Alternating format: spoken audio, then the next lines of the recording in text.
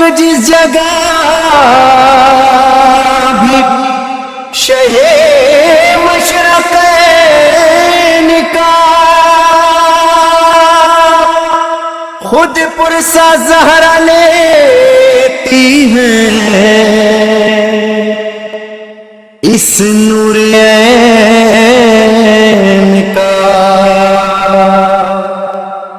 رونا ثواب جس پہ نہ رونا حرام ہے چشم خدا میں اس کا بڑا احترام ہے یہ مجلس حسین علیہ السلام ہے چشم خدا میں اس کا بڑا احترام ہے فخر ملائک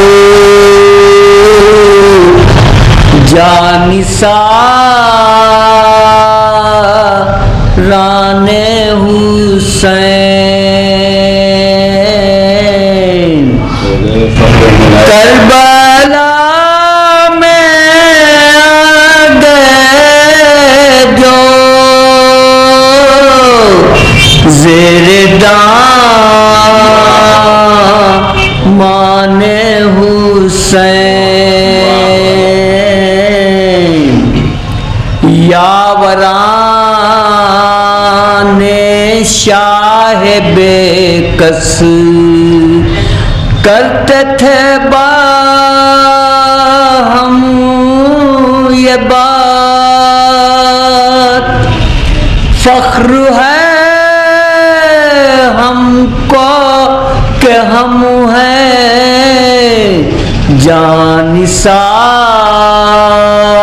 جانثاران حسین کتنا زرعی قول ہے یہ آخری معصوم کا تم پہنچ جانے فدائے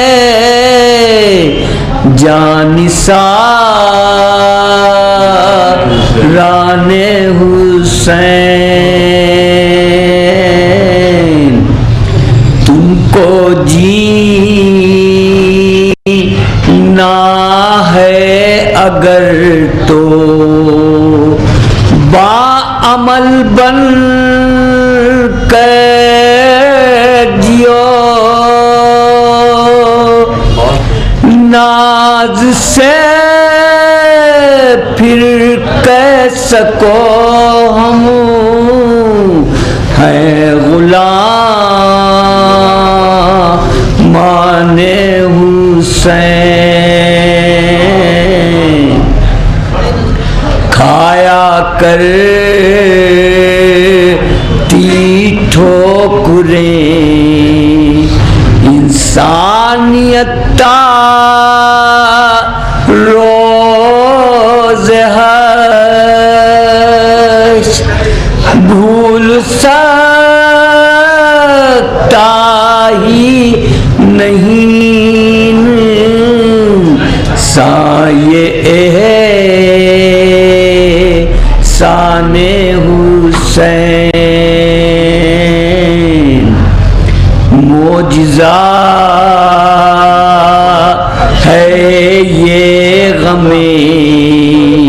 شبیر کا اہل درد صورت عشق عزا جاری ہے فیضان حسین زیر خنجر بھی کیا شکر خدا شبیر نے آ کے دنیا دیکھ لے یہ صبر یہ شان حسین زندگی میں بن گیا ضامن وہ حقدار جنا مل گیا حر کی طرح جس کو بھی عرفان حسین ہو گئے فخر ملائک. سبحان اللہ. کہ مانگ کر بیعت حسین ابن علی سے برملا، مانگ کر بیعت حسین ابن علی سے برملا، قبر اپنی خود یزید شوم نے تیار کی، قبر اپنی خود یزید شوم نے تیار کی. پھر بھی بے گور و کفن ہی میت بیعت رہی، پھر بھی بے گور و کفن ہی میت بیعت رہی. یہ ہے ایک ادنا کرامت شاہ کے انکار کی، یہ ہے ایک ادنا کرامت شاہ کے انکار کی. ایک درود بھیج دیں آپ.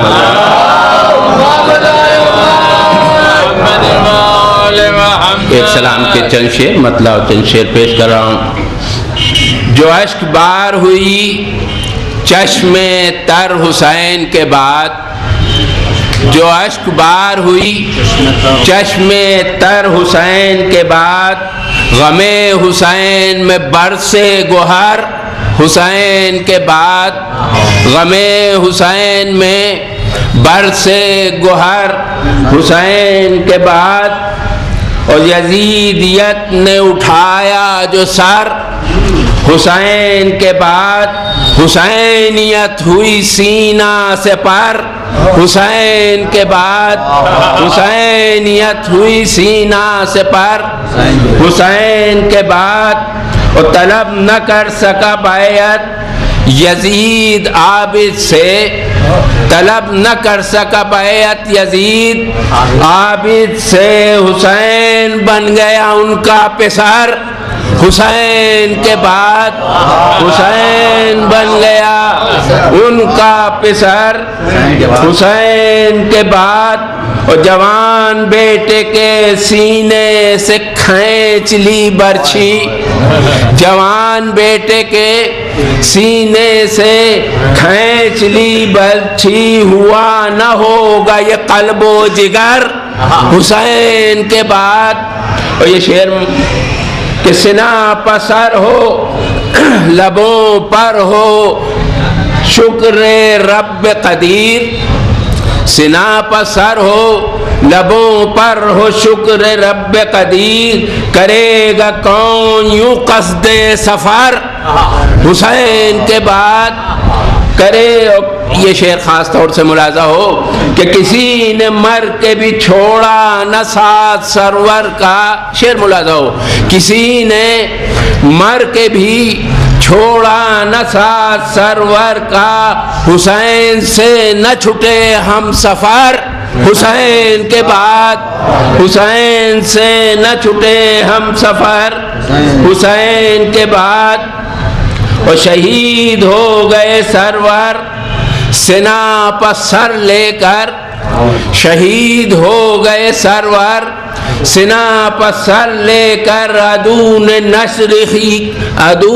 نشر کی خود ہی خبر حسین کے بعد. اور آخری شعر پیش کر رہا ہوں بس کہ صدا پر تھم گیا زینب کی شور فوج یزید، صدا پر تھم گیا زینب کی شور فوج یزید. زبان میں یہ نظر آیا اثر حسین کے بعد. اور نہ ہوتا شام کا سر معرکہ کبھی سجاد، نہ ہوتا شام کا سر معرکہ کبھی سجاد. جہاد کرتی نہ زینب اگر حسین، جہاد کرتی نہ زینب اگر حسین کے بعد بسم اللہ ایک نعرہ صلوات۔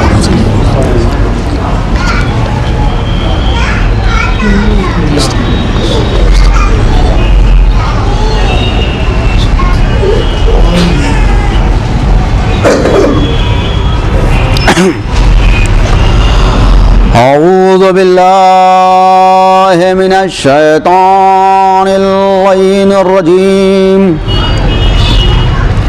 بسم اللہ الرحمن الرحیم، الحمد للہ الذی لا یبلغ مدحتہ القائلون ولا يحصي نعمه العادون ولا يعدي حقه المجتهدون الذي ليس لصفته حد محدود ولا نعت موجود ولا وقت معدود ولا أجل ممدود ولا يفره المنع والجمود ولا يقضيه العطاء والجود وهو المنان بفوائد النعم وأوائد المزيد والقسم وهو الذي موجود لا انعدم ولا يدركه بعض الهمم والصلاة والسلام على رسوله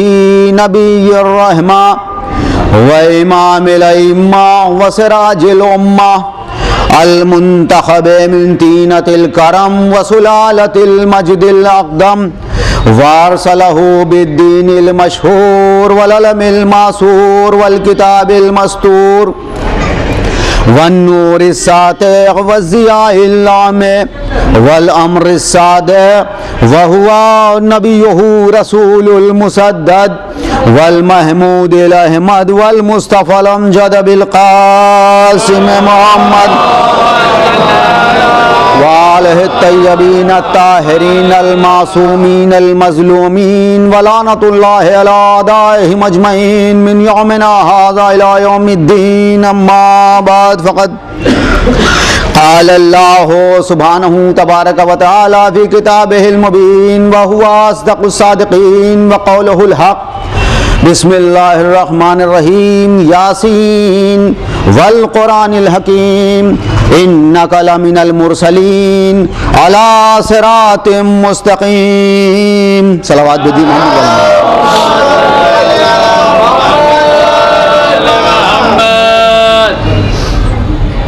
اس کائنات میں جتنی بھی مخلوق ہے اسے 4 حصوں میں تقسیم کیا گیا ہے، جمادات، نباتات، حیوانات اور انسان۔ اور جتنی بھی مخلوق ہے اگر آپ اسے دیکھیں گے تو ہر مخلوق کی جو صفت ہے وہ اس کے وجود کے ساتھ ہے۔ مثلاً اگر آپ جمادات کو دیکھیں گے تو جمادات کی جمادیت ان کے وجود کے ساتھ ہے۔ نباتات کو اگر آپ دیکھیں گے تو نباتات کی نباتیت ان کے وجود کے ساتھ ہے۔ حیوانات کو اگر آپ دیکھیں گے تو حیوانات کی حیوانیت ان کے وجود کے ساتھ ہے۔ مگر اس پوری کائنات میں انسان ہی ایک ایسی مخلوق ہے کہ یہ انسان تو ہے مگر انسانیت بہت کم ملتی ہے۔ آپ دیکھیں کہ میں نے کل عرض کیا تھا کہ انسان تو بہت سے ملیں گے مگر انسانیت کتنوں میں ہے، یہ اگر آپ دیکھنے بیٹھ جائیں تو بہت کم افراد آپ کو ایسے ملیں گے۔ انسانیت جن میں ہے وہ وہی افراد ہیں کہ جن میں انسانی قدریں پائی جاتی ہیں، انسانی اقدار جن میں ہیں، ہیومن ویلیوز جن میں ہیں، وہی انسان حقیقی معنی میں انسان کہلانے کے لائق ہیں۔ خالق نے اسے انسان بنا کے اس دنیا میں بھیجا تھا، اشرف المخلوقات بنا کے اس دنیا میں بھیجا تھا، اور وہ یہ چاہتا تھا کہ ہم نے اسے سب سے بہتر بنایا ہے تو یہ بہتر ہی رہے۔ ایک صلوات بھیجیے محمد والے محمد۔ لقد خلقنا الانسان فی احسن تقویم، اس نے اعلان کیا کہ ہم نے انسان کو بہترین نقطے پر خلق کیا ہے، بہترین بنایا ہے اس انسان کو. تو وہ یہ چاہتا تھا کہ یہ بہترین ہی رہے، بدترین نہ بن جائے. بس اسی لیے اس نے انبیاء و مرسلین کا سلسلہ قائم کیا تھا تاکہ وہ یہ بتائیں کہ انسانیت کسے کہتے ہیں، انسانی قدریں کیا ہیں، ہیومن ویلیوز کیا ہیں. مگر خالق نے تو اسے انسان بنایا تھا، اب یہ خود ہی حیوان بننا چاہتا ہے، تو اس کے لیے کیا کیا جائے. آپ دیکھ لیے اسلام ہی وہ مذہب ہے اور یہ تمام خصوصیات میں یہ خصوصیت بھی اسلام کی ہے کہ اسلام ہی نے انسان کو انسان سے روشناس کرایا ہے اور بتایا ہے کہ تم کسی بندر کی اولاد نہیں ہو، تمہیں خالق نے اشرف المخلوقات بنا کے اس دنیا میں بھیجا ہے.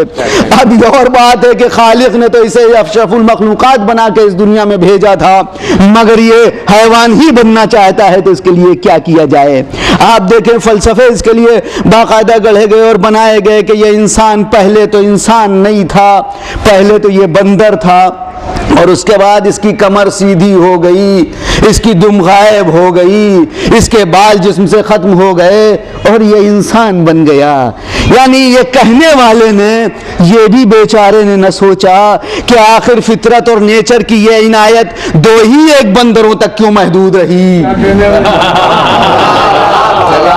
یہ دو ہی ایک بندروں تک یہ فطرت کا کرم اور عنایت، فطرت کی دو ہی ایک بندروں تک کیوں محدود رہی ہے کہ دو ایک بندر کی نسل، دو ایک بندروں کی نسل تو انسان بن گئی اور باقی تمام بندر آج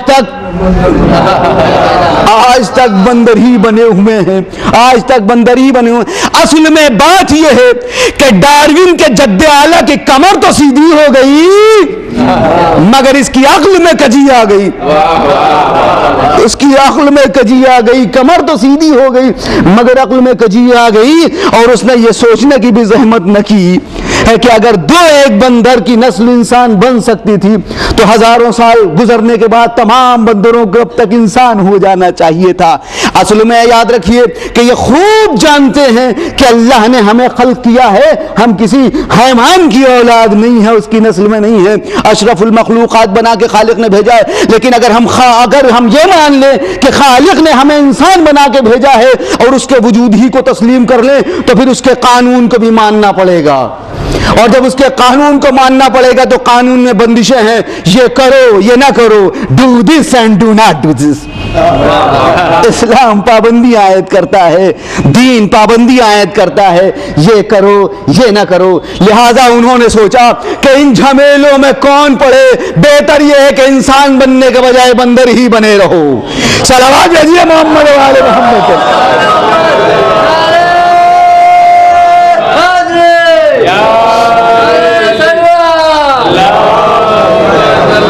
عقل مندی اسی میں ہے کہ انسان بننے کی کوشش ہی نہ کرو، حیوان ہی بنے رہو تو اس میں فائدہ ہے. ورنہ جب وجود خدا کو مان لیں گے کہ ہمیں خالق نے اشرف المخلوقات بنا کے بھیجا ہے، تمام کائنات میں جتنی مخلوق ہے سب سے افضل ہم ہیں، ہم سے افضل صرف وہ ہے کہ جو ہمارا خالق ہے، تو پھر اس کے سامنے سر جھکانے کی بات بھی آئے گی، اس کی اطاعت کی بھی بات آئے گی، اس کے احکام کو ماننے کی بھی بات آئے گی. لہذا بہتر یہ ہے کہ اس کے وجود ہی کو تسلیم نہ کرو، یہ کہہ دو کہ ہم کو تو یہ نیچر کا کرم ہے اور عنایت ہم پر نیچر کی ہوئی ہے، خالق نے ہمارے ساتھ کوئی کرم نہیں کیا جو ہم آج اشرف المخلوقات ہیں اور جو آج ہم انسان ہیں. یاد رکھیے کہ صرف اسلام نے یہ بتایا ہے کہ نہیں، تمہیں اللہ نے انسان بنا کے اس دنیا میں بھیجا. جب تم آئے تھے اس دنیا میں بالقوت انسان تھے، اب جیسے جیسے تم میں انسانیت ڈیولپ ہوتی گئی بالفعل انسان بنتے چلے گئے. صلوات بھیجیے محمد و آل محمد.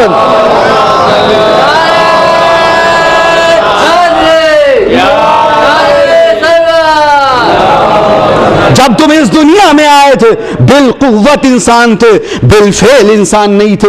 اگر بالفعل تم انسان رہے ہوتے تو پھر تم کسی کے محتاج نہ ہوتے. جب اس دنیا میں آئے تھے کہ جہاں ڈال دیا گیا وہاں پڑے ہوئے ہیں، جہاں بٹھال دیا گیا وہاں بیٹھے ہوئے ہیں، جہاں لٹا دیا گیا وہاں لیٹے ہوئے ہیں. آنکھیں ہیں مگر ٹھیک نگاہ ٹھہرتی نہیں ہے، پیر ہیں مگر آپ چل نہیں سکتے ہیں، ہاتھ ہیں مگر اٹھتے کسی پر ہیں، پڑھتے کسی پر ہیں. معلوم ہوا کہ جیسے جیسے بڑھتے گئے اور اس کے بعد سیکھتے گئے ویسے ویسے معلوم ہوتا گیا کہ انسانی، وہ خالق نے خود ارشاد فرمایا خلق لکم ما فی خلق الانسان ضعیفا، ہم نے انسان کو ضعیف اور کمزور بنایا ہے. تو یہ کمزور پیدا ہوا، انسانی صلاحیتیں لے کے اس دنیا میں آیا، بالقوت ہے ساری خصوصیات، بالفعل اس میں نہیں ہے، آیا اس دنیا میں تو کمزور. لیکن جیسے جیسے اس میں انسانی صفات ڈیولپ ہوتی گئیں، انسانی قدریں بڑھتی چلی گئیں، جتنی جتنی اس نے انسانی قدریں اپنے میں پیدا کی، ویسے ویسے اس کی انسانیت بڑھتی چلی گئی، ابھرتی چلی گئی. انبیاء اور مرسلین کو اس کی ہدایت بتائیں گے تمہیں ان کے راستے پر چلنا، یہ تمہیں بتائیں گے کہ انسانیت کسے کہتے ہیں، انسانی قدریں کیا ہیں، انسانی صفات کیا ہے. تم بڑھتے تو چلے جاؤ گے، لیکن پھر تمہاری زندگی اور ویسی ہوگی جیسے حیوانوں کی زندگی ہوتی ہے، صرف اپنے بارے میں سوچو گے، دوسرے کے بارے میں نہیں سوچو گے. یہ تمہیں جو ہم انہیں انسانیت کا پیکر بنا کے بھیج رہے ہیں، انسانیت انسانی تمام صفات کا مجسمہ بنا کے اور مجموعہ بنا کے بھیج رہے ہیں، یہ تمہیں بتائیں گے کہ صحیح معنی میں انسان کون ہے اور انسان کیا ہے. انبیاء اور مرسلین کا سلسلہ قائم کیا اور آخر میں خالق نے اسے بھیجا جس کو خود اس نے یاسین کہہ کے پکارا ہے. اے انسان کامل، اے سید و سردار، اے انسان کامل. اب قسم کھائی اس نے قرآن حکیم کی قسم، انک لمن المرسلین، آپ رسولوں میں سے ہیں، اعلیٰ صراط مستقیم، آپ صراط مستقیم پر ہیں. آپ ذرا غور کیجئے کہ بسم اللہ الرحمن الرحیم کے بعد یہ 4 آیتیں ہیں، بات ایک ہے، مضمون ایک ہے، مگر 4 آیتوں میں بیان کیا گیا ہے. بھئی رسول ہی کا ذکر تو ہو رہا ہے، یاسین بھی رسول کو کہا جا رہا ہے، قرآن حکیم کی قسم کھا کر انہی کی رسالت کا اعلان بھی کیا جا رہا ہے، انہی کو صراط مستقیم بھی بتایا جا رہا ہے. جب ایک ہی کا تذکرہ ہو رہا ہے تو یہ پوری بات تو ایک آیت میں بھی سمیٹی جا سکتی تھی. ایک صلوات بھیجیے محمد والے محمد. یہ پوری بات جب کوئی ایک مضمون ہو، کسی ایک سے متعلق کوئی بات ہو تو ایک آیت میں تو بیان کی جا سکتی ہے کہ نہیں. بھئی آیت کے معنی کیا ہے؟ جہاں پر بات تمام ہو جائے، اب اس کے بعد دوسری بات شروع ہو تو دوسری آیت، پھر ایک بات تمام ہوئی، اب بات آگے بڑھنا ہے تو پھر ایک آیت ختم اور اس کے بعد دوسری آیت شروع. آیت کے معنی یہی تو ہے. یہ گول گول نشان بنا دیا جاتا ہے، 1 نمبر اور 2 نمبر اور 3 نمبر اور اتنی آیتیں فلاں سورہ میں، اتنی آیتیں فلاں سورہ میں. یہ کیا ہے؟ ایک آیت ختم، جہاں پر بات تمام ہوئی ایک آیت ختم ہو گئی، جہاں پر دوسری بات تمام ہوئی دوسری آیت ختم ہو گئی، جہاں پر تیسری بات ختم ہوئی وہاں پر تیسری آیت ختم ہوئی. تو یہ آیت، ایک آیت جہاں ایک بات ختم ہوتی ہے وہاں ایک آیت آتی ہے. مگر اگر قرآن کریم کو آپ دیکھیں گے تو آپ کو ملے گا، اکثر ایسا ملے گا کہ جہاں ایک ایک بات کو، ایک ایک مضمون کو کئی آیتوں میں ختم کیا جاتا ہے، حالانکہ ایک آیت میں بھی بات تمام ہو سکتی تھی. مگر یہ 2 آیتوں میں، 3 آیتوں میں، 4 آیتوں میں اکثر اس بات کو مکمل کیا جاتا ہے. مثلا 2 ایک مثالیں آپ کی خدمت میں پیش کروں کہ کون مسلمان ایسا ہے کہ جو نماز نہ پڑھتا ہو؟ اس لیے کہ نماز 5 وقت کی واجب قرار دی گئی ہے، اور جب 5 وقت کی نماز واجب ہے تو ہر نماز میں پہلی 2 رکعتوں میں سورہ حم کی تلاوت واجب ہے. اب یہ نہیں کوئی کر سکتا ہے کہ سورہ حم کے علاوہ کوئی سورہ پڑھ لے، اس میں کوئی اختلاف نہیں ہے. تمام مسلمان، تمام فرقے یہ مانتے ہیں کہ پہلا سورہ حم پہلی 2 رکعتوں میں پڑھنا واجب ہے، یہ سورہ پڑھا جائے گا، کوئی انکار نہیں کر سکتا اس سے. اب یہ نہیں ہے کہ کوئی صاحب کہیں کہ صاحب ذرا آج موڈ کچھ اچھا ہے، اس سورے کے بجائے کوئی بڑا سورہ ہم پڑھ لیں. آپ کہیں صاحب کیا نماز میں بھی موڈ کو دخل ہے؟ نہیں، موڈ میں بھی نماز پڑھی گئی ہے. تاریخ اٹھا کے دیکھیں گے تو آپ کو ملے گا کہ صاحب موڈ میں بھی نماز پڑھی گئی ہے اور 2 رکعت کے بجائے 4 پڑھا دی گئی، اور اس کے بعد موڑ کے پوچھا جاتا ہے کہ کیا اور پڑھا دیں؟ یہ موڈ میں بھی نماز پڑھی گئی. اچھا، عجیب و غریب بات یہ ہے کہ یہ جو موڈ میں نماز پڑھاتے ہیں یہی پکے مسلمان بھی ہیں، اور مسلمانین اسلام کے ٹھیکیدار بھی ہیں. صلوات بھیجیے محمد والے محمد. جو موڈ میں نماز پڑھتے ہیں اور پڑھاتے ہیں وہی پکے مسلمان بھی ہے. تو معلوم ہے کہ اگر کوئی مسلمان یہ چاہے کہ آج موڈ اچھا ہے ذرا آج کوئی بڑا سورہ ہم کی جگہ پڑھنے، تو نہیں پڑھ سکتا.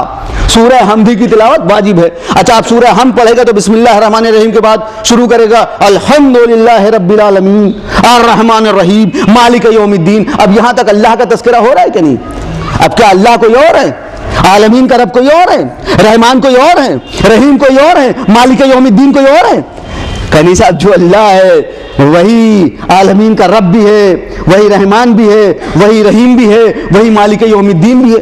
تو یہ الگ الگ آیتیں کیوں؟ الحمدللہ رب العالمین یہ ایک آیت، الرحمن الرحیم یہ دوسری آیت، مالک یوم الدین یہ تیسری آیت. بات کیا ایک آیت میں مکمل نہیں ہو سکتی تھی؟ ایک ہی اللہ کا تذکرہ ہو رہا ہے، بات مسلسل بیان ہو جاتی، ایک آیت ہوتی کہ وہ اللہ جو عالمین کا رب ہے، رحمان ہے، رحیم ہے، مالک یوم الدین ہے، بات تمام.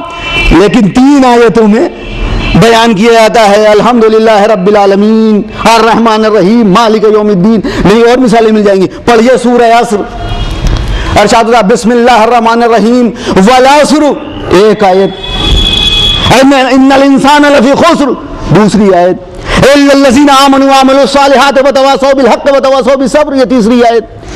بھئی ایک ہی مضمون تو ایک ہی بات تو ہے. یہ کہنا چاہ رہا کہ قسم ہے زمانے کی تمام انسان گھاٹے میں سوائے ان لوگوں کے کہ جو ایمان لائے ہیں اور نیک عمل کرنے والے ہیں اور ایک دوسرے کو حق و صبر کی طرف. بات ایک آیت میں کہی جا سکتی ہے، الگ الگ کیوں؟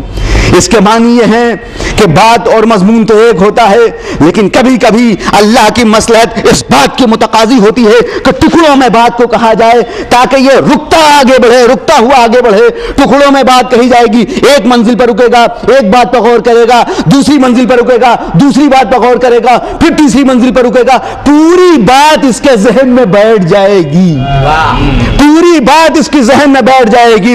الحمدللہ رب العالمین کہہ کے رکو، غور کرو. الرحمن الرحیم رکو، غور کرو. مالک یوم الدین رکو، غور کرو. والعصر رکو، غور کرو. ان الانسان لفی خسر رکو، غور کرو. الا الذین آمنوا وعملوا الصالحات اب رکو، غور کرو، غور کرو. نہیں آگے بڑھتے نہ چلے جاؤ. یہ اتنی اہم بات ہے کہ ٹکڑوں میں بیان ہو رہی ہے، روک کے بیان ہو رہی ہے، اطمینان سے ٹھہر ٹھہر کے بیان ہو رہی ہے. ٹھہر ٹھہر کے غور کرو، سوچو تب آگے بڑھو. ہوتی ہے خالق کی کہ جب بات کی اہمیت کو ظاہر کرنا ہوتا ہے تو ایک ہی بات ہوتی ہے مگر کئی آیتوں میں بیان ہوتی ہے.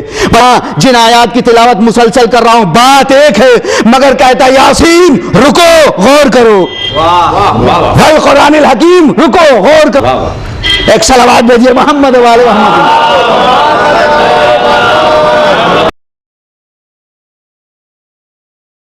غور کرو. خالق یہ چاہتا ہے کہ یوں ہی آگے نہ بڑھ جاؤ، یاسین کہہ کے آگے نہ بڑھ جاؤ. غور کرو کہ ہم نے حبیب کو بتانا چاہتا ہوں کہ تم میں اور میرے رسول میں بڑا فرق ہے. تمہارا ظاہر کچھ ہے، باطن کچھ ہے، اور ہمارا رسول وہ ہے کہ جس کا جو ظاہر ہے وہی باطن ہے. تمام انسانی صفات سمٹے ہوئے ہیں، تمام انسانی قلب ہیں، اس لیے کہ یہ عالم انسانیت کی رہنمائی اور رہبری کے لیے آیا ہے. اس میں تمام انسانی قدریں موجود ہیں، اور اگر تمام انسانی موجود نہیں ہوں گی تو یہ عالم انسانیت کے لیے نمونہ کیسے بن سکتا ہے؟ ہمارا ہے نمونہ کیسے بنے گا؟ لقد کان لکم فی رسول اللہ اسوۃ حسنہ، اسے تو ہم نے تمہارے لیے نمونہ بنا کے بھیجا ہے.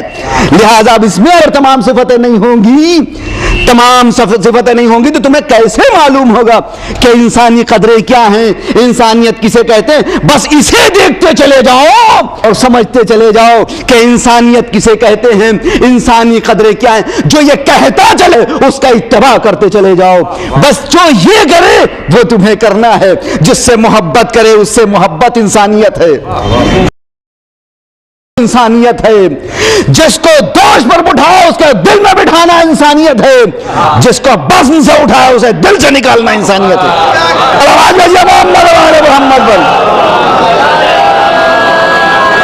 بات کو اور سمجھو علمیت کسے کہتے ہیں یہ بتائے گا. اس میں تمام انسانی قدریں موجود ہیں, ان کی ذات میں تمام انسانی قدریں سمٹی ہوئی ہیں, اور جب ان کی ذات میں تمام انسانی قدریں سمٹی ہوئی ہیں اور کوئی اس سے انکار نہیں کر سکتا, اس لیے کہ کوئی صفت دوسرے تک اس وقت تک نہیں پہنچائی جا سکتی جب تک کوئی خود صفت کامل نہ ہو. تو جب انسانی قدریں تمام رسول میں موجود اور عالم انسانیت کی ہدایت کے لیے آئے ہیں, تو اب میں دنیا اسلام سے یہ پوچھنا چاہتا ہوں کہ یہ بتاؤ کہ علم ہیومن ویلیو ہے کہ نہیں؟ علم انسانی قدر ہے کہ نہیں؟ اب کون ہے جو کہہ دے کہ صاحب علم انسانی قدر نہیں ہے؟ اس لیے کہ علم ہی ہمیں حیوان سے الگ کرتا ہے. اور جب یہ خاص بات ہے کہ علم انسانی قدر ہے, تو اب اتنا بتا دو کہ جسے خالق یاسین کہہ رہا ہے اس کے پاس علم تھا کہ نہیں؟ وہ پڑھا لکھا تھا کہ نہیں؟ وہ لکھنا پڑھنا جانتا تھا کہ نہیں؟ اس لیے کہ قرآن کہہ رہا ہے یاسین. تمام انسانی قدریں اس میں موجود ہیں, انسان کامل ہے, تو پھر علم انسانی قدر ہے. اور علم انسانی قدر ہے تو یہ بتاؤ کہ رسول کے پاس علم ہے کہ نہیں؟ رسول پڑھے لکھے ہیں کہ نہیں؟ اور اگر رسول پڑھے لکھے نہیں تو جبریل کے یہ کہنا معاملے کہ اقرا, پہلی وہی خالق نے یہ کیوں بھیجی؟ پہلی وہی یہ کیوں آئی؟ اقرا بسم ربک الذی خلق, پڑھو اس رب کے نام جس نے تمہیں خلق کیا ہے. یہ پہلی وہی میں پڑھنے لکھنے کا کیوں تذکرہ ہو رہا ہے؟ ایک صلوات بھیجیے محمد والے محمد. اقرا بسم ربک الذی خلق خلق الانسان من علق اقرا وربک الاکرم الذی علم بالقلم علم الانسان ما لم یعلم. یہ پہلی وحی الہی ہے جس میں پڑھنے لکھنے کی بات ہو رہی ہے. یہ پہلی وحی ہے, پڑھو اس رب کے نام جس نے تمہیں خلق کیا ہے. جو پڑھا لکھا نہیں ہے اس سے یہ کہنا کہ پڑھو, آپ بتائیے یہ بیتوکی بات ہے کہ نہیں ہے؟ یہ بلا وجہ کی بات ہے کہ نہیں کہ جو پڑھا لکھا نہ معلوم ہے کہ ایک شخص بالکل پڑھا لکھا نہیں ہے, اسے مثلا کوئی کتاب دے دی جائے انگریزی میں یا کوئی کتاب عربی میں دے دی جائے کہ لو پڑھو, وہ کہے گا آپ تو جانتے ہیں کہ میں پڑھا لکھا نہیں ہوں, اس کے بعد بھی آپ میرا مذاق اڑا رہے ہیں. پالنے والا جبریل کو بھیج کے تو کہہ رہا ہے پڑھو, اپنے نبی کا مذاق اڑا رہا ہے. پڑھا لکھا ہے نہیں اور کہہ رہا ہے پڑھو. یہ پڑھے گا کیا؟ کہ نادان, وہ تیری گڑھی ہوئی روایتیں کہ جس میں یہ میرے نبی کو جاہل کہا جاتا ہے. میرا نبی پڑھا لکھا ہے, اگر پڑھا لکھا نہ ہوتا تو یہ کیوں کہتا کیا پڑھوں؟ یاد رکھیے وہ بنی امیہ کے کارخانے کی ڈھلی ہوئی روایتیں جس میں کہا گیا نبی نے کہا میں پڑھا ہوا نہیں ہوں. راوی کون ہے؟ نبی کے ساتھ غار میں موجود کون تھا؟ بھئی کون تھا نبی کے ساتھ غار میں؟ جب کوئی نہیں تھا تو روایت کس نے کی؟ دیکھ کون رہا تھا کہ نبی نے کہا میں پڑھا ہوا نہیں ہوں. کس نے, کون تھا موجود؟ اب پوچھ نہیں ہے تو اس سے پوچھو کہ جو ہر قدم بسائے کی طرح نبی کے ساتھ رہے وہ بتائے گا کہ جب جبریل نے کہا اقرا تو میرے نبی نے کیا کہا؟ بھائی وہی کہا جو یہ ساتھ والا ہمیشہ کہتا رہا. میں کیا عرض کر رہا ہوں؟ نبی نے وہی کہا جو اس نے روزے اول